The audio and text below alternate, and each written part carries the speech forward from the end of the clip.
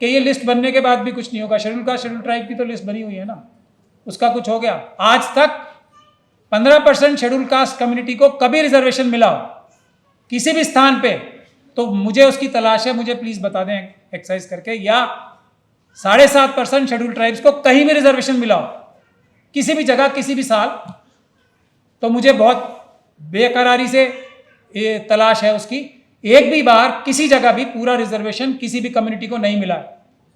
आप जनसंख्या जनगणना कराते रहिए, आंदोलन करिए, सरकार बनाइए, फिर खुद देंगे रिजर्वेशन। हम करेंगे 10% रिजर्वेशन हम लोग करेंगे।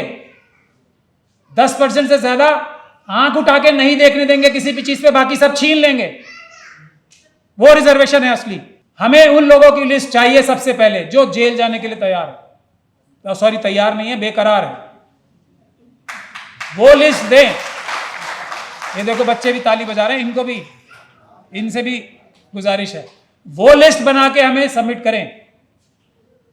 सिर्फ लिस्ट बनाने से भी हमारा बहुत बड़ा काम हो जाएगा। अगर हमारे पास लाखों लोगों की इस बात की लिस्ट होगी जो हमारे से सवाल करे, कब लेके जाओगे प्राचा जी, जेल कब जाना है, आप इतनी देर क्यों लगा रहे हो। ये जब सवाल करना शुरू हमसे हो जाएगा मिशन सेफ कॉन्स्टिट्यूशन से, तब देखो आप देश में एक बड़ा परिवर्तन आना शुरू हो जाएगा। आने वाली 3 तारीख को 4 नंबर गेट पटियाला हाउस से 4 बजे सुप्रीम कोर्ट की तरफ मार्च होगा। 3 तारीख आने के अगला थर्सडे, ये से अगला। मैं सभी आप लोगों से गुजारिश कर रहा हूं, जितने वकील, इसमें सिर्फ वकील ही आ सकते हैं।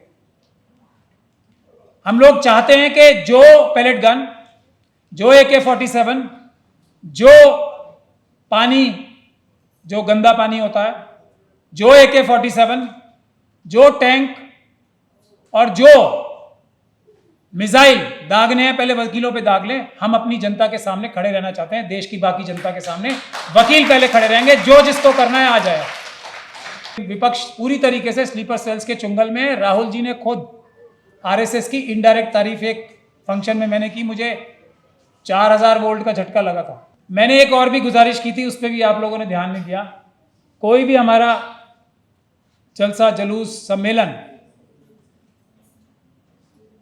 गोष्ठी, किटी पार्टी हो, कोई भी बैनर लगे, उसके ऊपर कम से कम एक चीज तो हम लिख ही सकते हैं, EVM हटाओ, देश बचाओ और बैलेट पेपर वापस लाओ। इतना लिखने में तो किसी का कुछ नहीं जाता। उससे एक मैसेज जाएगा कि हमारा फोकस नहीं टूटा। फोकस हमें पता है, फोकस हमारा बैलेट पेपर वापस लाना है। और वो आज जो RSS और BJP ने, मोदी जी और अमित शाह जी ने मिलकर जो बाबा साहब का एक वोट का अधिकार छीन लिया है EVM के जरिए से, वो हमें पता है और हम उसको भूलेंगे नहीं। हर जगह उसको याद रखेंगे। नीचे आप कुछ भी लिखो।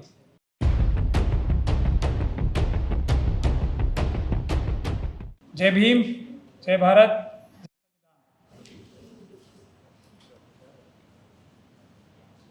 अस्सलाम वालेकुम। ये पिछली बार की बात अभी बहन जी ने याद दिलाई मुझे। मैंने ये गुजारिश की थी कि काशीराम जी ने एक शब्द का निर्माण किया था, बहुजन। मनुवादी ताकतें क्या चाहेंगी कि इस शब्द को कई शब्दों में बदल दें, ताकि ऐसा लगे कि ये ग्रुप अलग है, वो ग्रुप अलग है, ये ग्रुप अलग है। तो मेरा निवेदन सिर्फ इतना था कि काशीराम जी बहुत समझदार आदमी थे, तो उन्होंने जब बहुजन कहा था तो हम सब बहुजन शब्द का ही प्रयोग करेंगे, तो ये लगेगा कि ये 90% लोग एक साथ हैं। किसी और PDA का या बहुसंख्यक या किसी और शब्द का इस्तेमाल करेंगे तो ये लगता है कि ये लोग अलग अलग ग्रुपों में बटे हुए हैं। तो कम से कम बटे हुए तो हम हैं, लेकिन कम से कम जो बुद्धिजीवी लोग हैं हमारे अंदर, वो तो कम से कम इस मैसेज को एकदम क्लियर रखें कि हम लोग बहुजन हैं तो बहुजन ही हैं। अब एक पॉलिटिकल पार्टी भी है इस नाम से, तो उससे कोई खास फर्क पड़ता नहीं। वो काशीराम जी का दिया हुआ नाम है और वो किसी भी पॉलिटिकल पार्टी से ऊपर का व्यक्तित्व थे। जैसे बाबा साहब डॉक्टर भीमराव अंबेडकर किसी भी पॉलिटिकल पार्टी से ऊपर व्यक्तित्व। तो मेरा यही निवेदन है कि आप सब लोग यहाँ कॉन्स्टिट्यूशन क्लब में आते हैं, अच्छी बात है। हम लोग भी अपना गला साफ करते हैं, आप भी कर रहे हैं। नतीजा सिफर, उसकी वजह भी सोचनी चाहिए और बार बार मैं उस वजह को ही याद दिलाने की कोशिश कर रहा हूँ, क्योंकि आप लोग सब महत्वपूर्ण लोग हो और आप सबके माध्यम से जो ईमानदार जर्नलिस्ट हैं पूरे देश में हम लोगों का मैसेज भी जाता है। एक और निवेदन मैं करूंगा कि मुझे सुप्रीम कोर्ट का लॉयर कहते हैं तो मुझे बड़ी बेइज्जती सी महसूस होती है। मैं हूँ ही नहीं, सुप्रीम कोर्ट भी मैं जाता हूँ, लेकिन मैं ट्रायल कोर्ट लॉयर अपने आप को कहलवाना पसंद करता हूँ। मैं डिस्ट्रिक्ट कोर्ट से ही मैंने वकालत शुरू की थी। अब ये अलग बात है कि बड़े बड़े सुप्रीम कोर्ट का अपने आप को जो वकील कहलाते हैं, बड़े वाले, अच्छे वाले नहीं, वो सब हमारे सामने मुकदमे हारते हैं, ऑलमोस्ट रोज़ ही हारते हैं। लेकिन मैं एक डिस्ट्रिक्ट कोर्ट का, ज़िला अदालत का वकील, जो कि अच्छे वकील होते हैं, वो कहलवाना पसंद करता हूँ। तो आगे से मेहरबानी करके मेरी रिक्वेस्ट को याद करें कि मैं सिर्फ, अगर मुझे कोई टाइटल देना भी है तो डिस्ट्रिक्ट कोर्ट लॉयर का दें या वकील का दें, और उससे भी अच्छी बात है अम्बेडकरवादी का दें तो वो मुझे सबसे अच्छा लगता है। वकील तो बहुत है।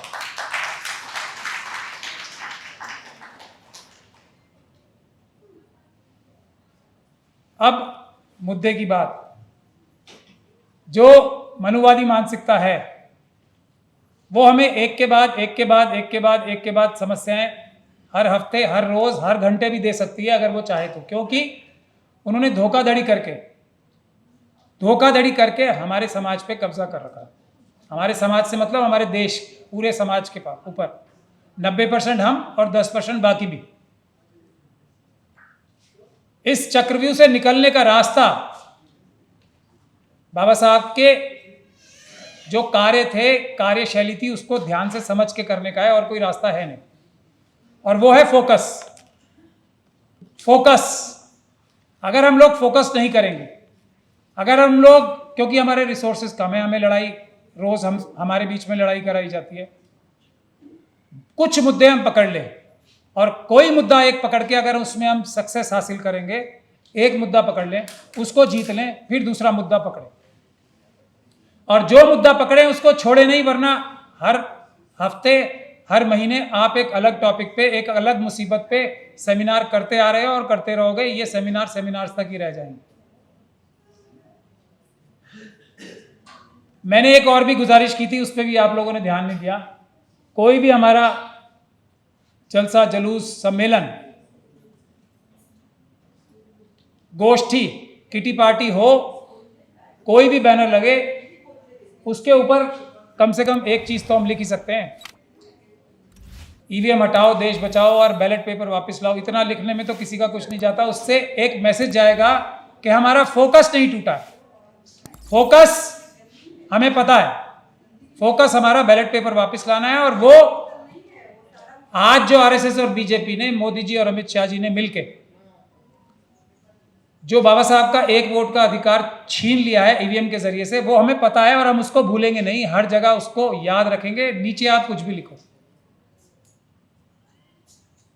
एक बार फिर वही गुजारिश मैं करना चाहता हूं, एक तो बहुजन और एक ईवीएम।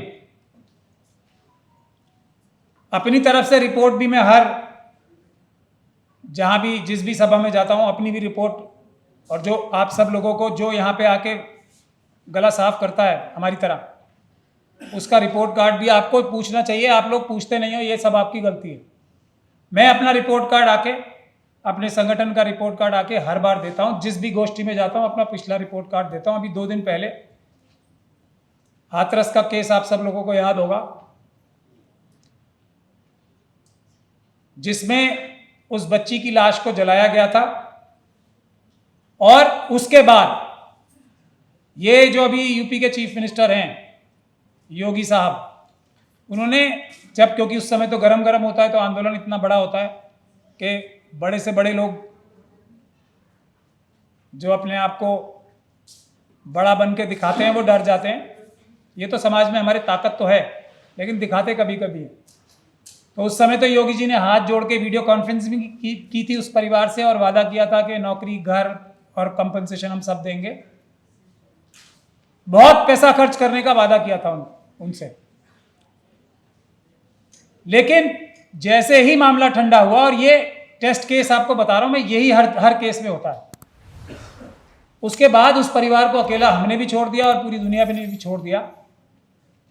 नेता जो पॉलिटिकल पार्टीज के, उनकी तो बात ही क्या है, उनके बारे में तो जो जितना कहा जाए कम है। अगर विपक्ष ही सिर्फ, मैं आज फिर वो दोहरा दूं, अगर स्लीपर सेल से ही अपना छुटकारा पाले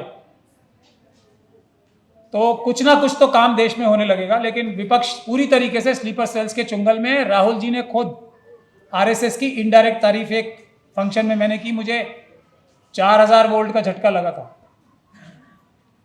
कि जी उनके ये वोटर्स होते हैं कमेरे, लुहार, सुनार, और जो दुकानदार होते हैं वो उनके वोटर्स थे। वो कभी वोटर्स नहीं थे। आज भी ये कहा जा रहा है कौन यादवों ने इसे वोट दे दिया, उसको वोट, अभी मुझसे पहले वक्ता ने कहा था। ईवीएम के बारे में नहीं बोल रहा कि वोट कोई किसी को भी दे, ईवीएम से वोट वहीं जाएगा। हम आपस में एक दूसरे को गर्मा गर्म बातें करते रहेंगे। तो वो हाथरस वाले केस में कोई 50-60 लाख या 1 करोड़ का खर्चा होना था उस, और 2000 जब मैं वो केस हारने के बाद मेरे पास आया था तो हमने अब से 3 साल पहले ये आदेश करा लिया था कि गाजियाबाद या नोएडा में उसको, उस परिवार को एक घर भी दिया जाएगा और उसके अलावा एक परिवार को नौकरी भी दी जाएगी। हालांकि वो बहुत कम है, लेकिन फिर भी इसको हमने आदेश पारित करा लिया। केंद्र सरकार ने, हमारे परम आदरणीय मोदी जी और परम आदरणीय अमित शाह जी, फ्यूचर जेल में रहने वाले दोनों, और भी बाकी लोगों ने, और योगी जी ने, जिन्हें भी जेल में रहना है लंबे टाइम के लिए, इन सब लोगों ने मिलके करोड़ों रुपए, ऐसा मेरा अंदाजा है, क्योंकि देश के सबसे बड़े बड़े वकील इस बात के लिए पेश किए, इस बात के लिए कि ये करीब 1 करोड़ का जो खर्चा इस परिवार पे होना है उसको ना दिया जाए। कई करोड़ रुपए खर्च किए। अभी परसों इलाहाबाद हाईकोर्ट ने एक बहुत अच्छा ऑर्डर किया है जिसमें उस परिवार को घर भी देने का आदेश हुआ है और उसके बाद नौकरी का भी। और अगर ये साथ में उत्तर प्रदेश सरकार के बारे में इतनी सख्त बातें लिखी हैं, आप सब लोगों को भी पढ़ के मजा आएगा। मैं चाहूंगा कि आप लोग उसको जाके, नेट पे है वो ऑर्डर, उसको पढ़ें। और अगली डेट पे अगर ये आदेश 3 महीने में नहीं पालन हुआ तो जो उप चीफ सेक्रेटरी हैं उनको भी तलब किया गया अदालत में। ये रिपोर्ट कार्ड है। दूसरा रिपोर्ट कार्ड ये है कि हम 27 तारीख को, जो हम लोगों की जिम्मेदारी है कि जो जुडिशरी में भ्रष्टाचार की बातें रोज होती हैं, जुडिशरी में, न्यायिक व्यवस्था में जो खराबियां आने की बात रोज होती है और वो निष्पक्ष और इंडिपेंडेंट नहीं रह गई है, उसके बारे में हम सब लोग अपना गला साफ करते हैं, जोर जोर से करते हैं। और इधर वाले ईमानदार पत्रकार जो हमें वायरल करते हैं, जो हमारी मिलियंस में व्यूअरशिप जाती है, ये तो सब हो गया जबानी जमा खर्च। 27 तारीख को हमने सुप्रीम कोर्ट ऑफ इंडिया, जो उच्चतम न्यायालय है, जहां हमारे परम आदरणीय मुख्य न्यायाधीश भारत के चीफ जस्टिस ऑफ इंडिया बैठते हैं, वहां पे हमने एक मार्च रखा था पटियाला हाउस से, लेकिन अचानक 27 तारीख को छुट्टी घोषित कर दी गई। मुस्कुराने की जरूरत नहीं है, लेकिन कोई बात नहीं, उसको हमने 3 तारीख को पोस्टपोन कर दिया है। तो मैं ये रिपोर्ट भी है मेरी, जो वादे किए थे वो निभाने के लिए प्रोग्राम चालू है। हम इंडिपेंडेंस ऑफ जुडिशरी के लिए, अभी आज भी मैं एक हमारा बार एंड बेंच नाम का वो एक न्यूज़ पोर्टल है, उसमें एक जस्टिस मेहता है हमारे सुप्रीम कोर्ट में, उन्होंने राजस्थान हाई कोर्ट के चीफ जस्टिस साहब के बारे में लिखा है कि वो चौके और छक्के मार रहे हैं। जो कुछ दिन पहले चीफ जस्टिस ऑफ इंडिया साहब ने टिप्पणी की थी अपने एक और फेलो जज के साथ मिलकर, जब रिटायरमेंट का टाइम आ जाता है तो जजेस चौके छक्के मारने लगते हैं, ज़्यादा से ज़्यादा, अब मैं अपने लफ्ज़ों में बोलना चाहता हूँ, माल कमाने के चक्कर में पड़ जाते हैं। तो जस्टिस मेहता अभी सिटिंग सुप्रीम कोर्ट के जज हैं, उन्होंने लिखा है कि राजस्थान के चीफ जस्टिस साहब शर्मा साहब जो हैं, जिनको हमारे चीफ जस्टिस साहब का निकट बताया जाता है, ऐसा भी बार एंड बेंच की उसमें रिपोर्टिंग में ही लिखा है, वो चौके छक्के मार रहे हैं लगातार, तो उनको राजस्थान हाईकोर्ट से किसी और हाईकोर्ट में भेज देना चाहिए। ये स्थिति है। चीफ जस्टिस संवैधानिक पोस्ट पे बैठे हुए राजस्थान जैसे इंपॉर्टेंट, और एक के बारे में बताया जा रहा है, तो आप समझ सकते हो कि चौके छक्के कौन मार रहा होगा। और अगर चीफ जस्टिस ऑफ इंडिया की और जस्टिस बागची की बात सही भी टिप्पणी मान ली जाए, जो कि ओरल टिप्पणी थी और रिपोर्ट हुई है, तो रिटायरमेंट के नजदीक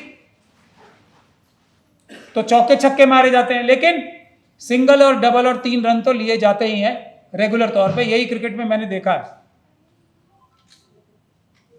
तो इसका मतलब हमारे चीफ जस्टिस ऑफ इंडिया ने भी इस बात को तस्लीम किया है। मैं उन्हीं के लफ्जों में बोलना चाहता हूं, क्योंकि ये रिपोर्टिंग है, कि आखिरी टाइम तो छक्के मारे जाते हैं, तो सिंगल और डबल लेना क्या जायज है? सिंगल रेगुलर बेस पे पूरे मैच में जब तक टेन्योर रहता है, मैच यानी कि टेन्योर, ये जायज है। इन सब विषयों को लेकर हम लोग सुप्रीम कोर्ट पे 3 तारीख को मार्च कर रहे हैं, और ये जिम्मेदारी, क्योंकि मैं भी अधिवक्ता समाज से आता हूं, अधिवक्ताओं को सबसे पहले निभानी है, हम लोगों को आप सबकी ढाल बननी है, ये हमारी जिम्मेदारी है। तो हम ही लोग देश की न्यायिक व्यवस्था के सबसे बड़े दफ्तर या सबसे बड़े सेंटर सुप्रीम कोर्ट पे ये प्रदर्शन शुरू कर रहे हैं। जो होगा देखा जाएगा।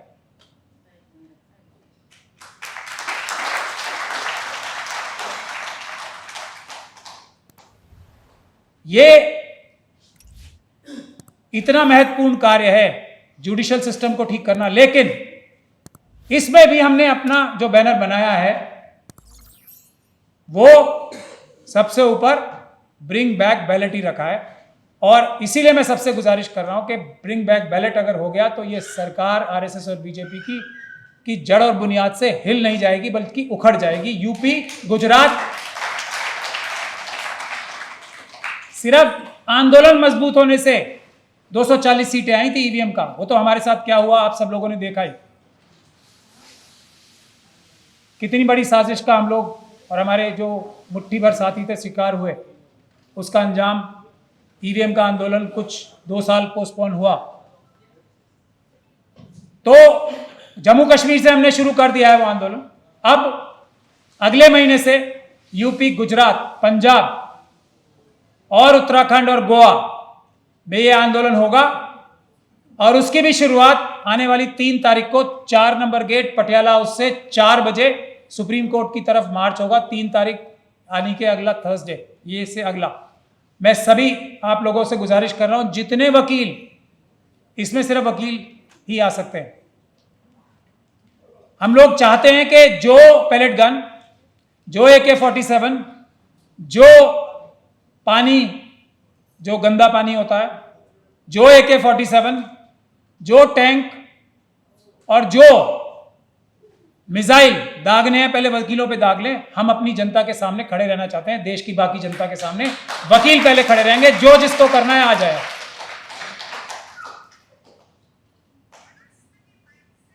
तो इसीलिए ये आने वाली 3 तारीख बहुत महत्वपूर्ण है। आपके जानने वाले, रिश्तेदार, फैमिली मेंबर्स, जितने भी वकील हो उनको वहां सबको भेजिए, ताकि एक मैसेज चला जाए। अब कोई भी बदतमीजी, कोई भी करप्शन बर्दाश्त नहीं होगी। हाथ जोड़ के, कान पकड़ के उठक बैठक लगाना शुरू कर दें जो भी संवैधानिक पदों पे बैठे हैं, जिन्होंने भ्रष्टाचार किया है। वरना इलाज करने के लिए वकील ही सबसे पहले आ रहे हैं, उसके बाद और मनन कुमार मिश्रा जी का भी इलाज जल्दी किया जाएगा और बढ़िया वाला किया जाएगा। सबूत इकट्ठे किए जा रहे हैं उनके लिए, बढ़िया वाला इलाज होगा उनका। और उसकी वजह है क्योंकि वकीलों की जिम्मेदारी तो देश की आम जनता की रक्षा करना, उनकी ढाल बनना है। अगर हम लोग और हमारे जो सबसे बड़े पद पे बैठे हुए व्यक्ति अगर ये गतिविधियों में लिप्त रहेंगे तो हम लोगों के ऊपर धिक्कार है। हम लोग पहले अपना घर ठीक करके आपको एग्जाम्पल सेट करके दिखाएंगे कि ये हमारे सबसे बड़े पद पे बैठे हुए व्यक्ति थे, इन्हें हमने जेल में घसीट के बंद कराया है। तो बाकी लोग समझ जाएं वकील क्या करें। तो बस मैं तो यही कहना चाहता हूं, आप जितना भी समय आपको मिले इन गोष्ठियों में आए, इन सेमिनार्स में आए, लेकिन थोड़ा टाइम निकालें। मैंने पिछली बार भी आप लोगों से गुजारिश की थी। अभी हमारा वकीलों का जो ये आंदोलन है, ये 1-1.5 महीने में हम पूरा देश में माहौल बना लेंगे। हमें उन लोगों की लिस्ट चाहिए सबसे पहले जो जेल जाने के लिए तैयार है, सॉरी तैयार नहीं है, बेकरार है, वो लिस्ट दें। ये देखो बच्चे भी ताली बजा रहे हैं, इनको भी, इनसे भी गुजारिश है, वो लिस्ट बना के हमें सबमिट करें। सिर्फ लिस्ट बनाने से भी हमारा बहुत बड़ा काम हो जाएगा। अगर हमारे पास लाखों लोगों की इस बात की लिस्ट होगी जो हमारे से सवाल करे, कब लेके जाओगे प्राचा जी, जेल कब जाना है, आप इतनी देर क्यों लगा रहे हो, ये जब सवाल करना शुरू हमसे हो जाएगा मिशन सेव कॉन्स्टिट्यूशन से, तब देखो आप देश में एक बड़ा परिवर्तन आना शुरू हो जाएगा। हमें इसलिए सबसे महत्वपूर्ण काम यह है, जेल जाने के लिए जो लोग तड़प रहे हैं, बेकरार हैं, कब जाएंगे और कौन सी में जाएंगे। मुझे ये वाली पसंद है, मुझे वो वाली पसंद है, वहां भिजवाइएगा। मुझे तिहाड़ पसंद नहीं है, मुझे मंडोली जेल पसंद है, मुझे वो गुजरात में जो है साबरमती पसंद है। ये लिस्ट जब आने लगेगी ना लोगों के पास, तो और जितने हमारे यूट्यूबर्स भी हैं और जितने हमारे लोग वायरल होते हैं, उनसे भी मैं गुजारिश करूंगा कि ये गुजारिश सबसे करें कि हमारे मिशन सेव कॉन्स्टिट्यूशन के ऑफिस में वो लिस्ट बना के दें, और लिस्ट भी बना के दें कि हमें ये वाली जेलें पसंद है। कोई कश्मीर की जेल जाना चाहता है, वहाँ का माहौल मौसम तो बहुत अच्छा है, कोई केरल की जेल जाना चाहता है, भाई सबको सेंट्रल जेल तो सब जगह हैं, तो वो लिस्ट तैयार करना शुरू कर दीजिए। मैं हर बार आपसे रिक्वेस्ट कर रहा हूँ, अब ज़्यादा समय नहीं है क्योंकि वकील तो वो काम शुरू कर चुके हैं, तो हम चाहेंगे कि आप भी हमारा साथ दें, ईवीएम हटवाएं, बैलेट पेपर वापस लाएं, मोदी जी, अमित शाह जी, योगी जी और इन जैसे सभी को जेल भिजवाएं। चक्की पीसने का जो किसी ने, एक वकील साहब ने सवाल किया था, अच्छा कि चक्की पीसने का तो प्रोविजन ही नहीं है। ऐसी बात नहीं है, मैं ट्रायल कोर्ट लॉयर हूँ, सुप्रीम कोर्ट का लॉयर नहीं हूँ। जो मुशक्कत होती है ना, आज भी कैद बामुशक्कत यानी कि रिगरस इम्प्रिजन में भी होती है, और कोई ना कोई काम जेल में पैसे कमाने के लिए भी किया जाता है। तो मोदी जी और अमित शाह जी की लाइव स्ट्रीमिंग भागवत जी के साथ चक्की पीसने का काम हम इंट्रोड्यूस कराएंगे और चक्की ही पिसवाएंगे, और कई कई साल तक जब तक वो जिंदा है वो जेल में रह के चक्की पिसवाएंगे। अमित शाह साहब को मैं भूल गया था, वो बड़ा बुरा मान जाएंगे कि मैं भूल कैसे गया उन्हें, उनको भी। तो ये सपना हमारा सपना ना रह जाए। आप सब लोग पहले जाके जेल में वो जगहें तो दिखाओ जहाँ पे इन सब लोगों ने चक्की पीसनी है। तो जेल जाने वाले लोगों की लिस्ट वो कृपया बनानी शुरू करें और हमारे ऑफिस दें। बहुत बहुत शुक्रिया, आपने मुझे आज भी मौका दिया, और ये जो विषय है इस पर भी मैं दो शब्द बोल ही लूँ। इसमें सबसे बड़ी धोखाधड़ी ये है कि ये लिस्ट बनने के बाद भी कुछ नहीं होगा। शेड्यूल कास्ट शेड्यूल ट्राइब की तो लिस्ट बनी हुई है ना, उसका कुछ हो गया। आज तक 15% शेड्यूल कास्ट कम्युनिटी को कभी रिजर्वेशन मिला हो किसी भी स्थान पे, तो मुझे उसकी तलाश है, मुझे प्लीज बता दें एक्सरसाइज करके। या 7.5% शेड्यूल ट्राइब्स को कहीं भी रिजर्वेशन मिला हो किसी भी जगह किसी भी साल, तो मुझे बहुत बेकरारी से ये तलाश है उसकी। एक भी बार किसी जगह भी पूरा रिजर्वेशन किसी भी कम्युनिटी को नहीं मिला। आप जनसंख्या जनगणना कराते रहिए, आंदोलन करिए, सरकार बनाइए, फिर खुद देंगे रिजर्वेशन। हम करेंगे 10% रिजर्वेशन हम लोग करेंगे। 10% से ज्यादा आंख उठा के नहीं देखने देंगे किसी भी चीज पे, बाकी सब छीन लेंगे। वो रिजर्वेशन है असली। बाकी सब छीन के अडानी अंबानी यूसुफ लुलू जैसे लोगों से तकसीम बंटवारा कर दिया जाएगा। सोशलिज्म का असली मतलब वो है रिजर्वेशन। 10% जिनका है, 10% उनके घर पे दरवाजा नॉक करके, और अगर दरवाजा नहीं खोलेंगे तो दरवाजे के बाहर रख के आया जाएगा वो 10% एक एक घर के बाहर। बाकी सब संविधान और कानून के जरिए छीन कर बांट दिया जाएगा। सोशलिज्म का जो बेसिक प्रिंसिपल है बहुजन समाज में, यह है। इतना सा छोटा सा रास्ता है, उस पर फोकस करें हम। ये जनगणना वनगणना की जरूरत ही नहीं पड़ेगी। जब जनगणना और न्याय करने वाले हम लोग हो जाएंगे तो सबके साथ न्याय करेंगे ना। बहुजन समाज के लोग न्याय करने वाले होते हैं, जरूरत ही नहीं पड़ेगी ना इन सब चीजों की। 25% अंग्रेजों के आने से पहले 25% जीडीपी भारत की थी।